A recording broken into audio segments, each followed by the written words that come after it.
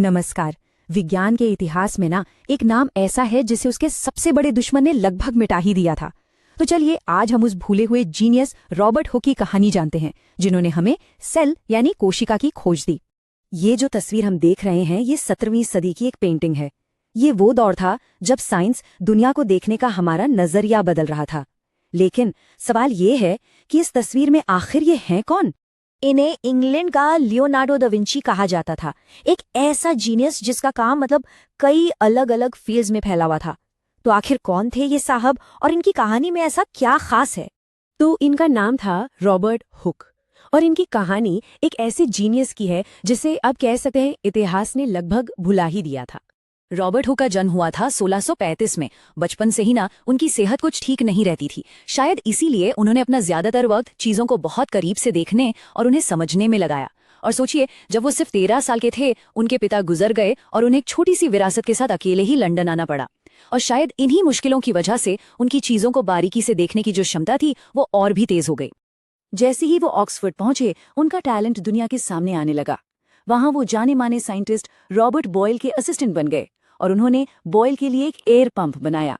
इसी पंप की मदद से बॉयल का नियम साबित हो पाया और बस यहीं से हुक के एक शानदार इन्वेंटर बनने के सफर की शुरुआत हुई। पर उनकी एक खोज ऐसी थी जिसने बायोलॉजी की दुनिया के लिए समझिए एक नया दरवाजा ही खोल दिया। तो बात है साल 1665 की। हुक ने अपने खुद के बनाए एक पावरफुल माइक्रोस्कोप से कॉर्क का एक पतला सा टुकड़ा देखा। वो असल में एक ऐसी दुनिया में झांक रहे थे जो तब तक किसी ने नहीं देखी थी। जब उन्होंने कॉर्क को माइक्रोस्कोप के नीचे देखा तो उन्हें मधुमक्खी के छत्ते जैसे छोटे छोटे बॉक्स दिखाई दिए। इन्हीं छोटे छोटे खाली कमरों को उन्होंने नाम दिया सेल। ये शब्द लैटिन के सेला से आया है, जिसका मतलब होता है छोटा कमरा। और कमाल की बात देखिए, आज बायोलॉजी का जो सबसे बेसिक शब्द है सेल, वो हमें रॉबर्ट हुक की ही देन है। उन्होंने अपनी किताब माइक्रोग्राफिया में इस बारे में लिखा भी है। मैं बहुत साफ तौर पर देख सकता था कि ये पूरी तरह से छेद वाला और झरझरा है, बिल्कुल मधुमक्खी के छत्ते की तरह। ये छिद्र या कोशिकाएं बहुत गहरी नहीं थीं। जब हम ये पढ़ते हैं तो ऐसा लगता है जैसे हम भी उनके साथ उसी पल में मौजूद हों। और पता है, उनकी ये किताब माइक्रोग्राफिया उस जमाने की बेस्ट सेलर बन गई थी। वजह ये थी कि इसमें कीड़ों से लेकर पौधों तक माइक्रोस्कोपिक दुनिया की ऐसी कमाल की ड्राइंग्स थीं जो आम लोगों ने पहले कभी देखी ही नहीं थी।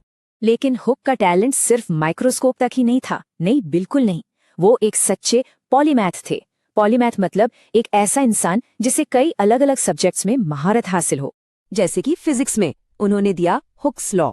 सिंपल भाषा में समझें तो ये लॉ बताता है कि किसी स्प्रिंग को खींचने के लिए जितनी ताकत लगाएंगे वो उतना ही खींचेगा। है ना सिंपल? अब सुनने में ये भले ही बहुत बेसिक लगे, लेकिन यकीन मानिए आज भी इंजीनियरिंग की दुनिया इसी सिद्धांत पर टिकी है। यही नहीं, उनकी नजरें आसमान पर भी थी। उन्होंने ये आइडिया दिया था कि प्लैनेट्स ग्रेविटी की वजह से सूरज के चारों ओर घूमते हैं। और तो और घड़ियों को और ज्यादा सटीक बनाने के लिए बेजन स्प्रिंग का आविष्कार भी इन्होंने ही किया। और जो मशहूर रॉयल ऑब्जर्वेटरी है ना, उसके डिजाइन में भी उनका बहुत बड़ा हाथ था। और जब 1666 में लंदन की भयानक आग में सब कुछ तबाह हो गया तो जानते हैं क्या हुआ? हुक एक आर्किटेक्ट बनकर सामने आए और उन्होंने शहर को फिर से बनाने में मदद की। दर्जनों बिल्डिंग्स को उन्होंने खुद रीडिजाइन किया। अब इतने सारे अचीवमेंट्स के बाद भी हुक की जिंदगी में एक बहुत बड़ा टकराव था। एक ऐसा टकराव जिसकी वजह से उनकी पूरी लेगेसी पर एक परछाई सी पड़ गई। और ये टकराव था सर आइजैक न्यूटन के साथ।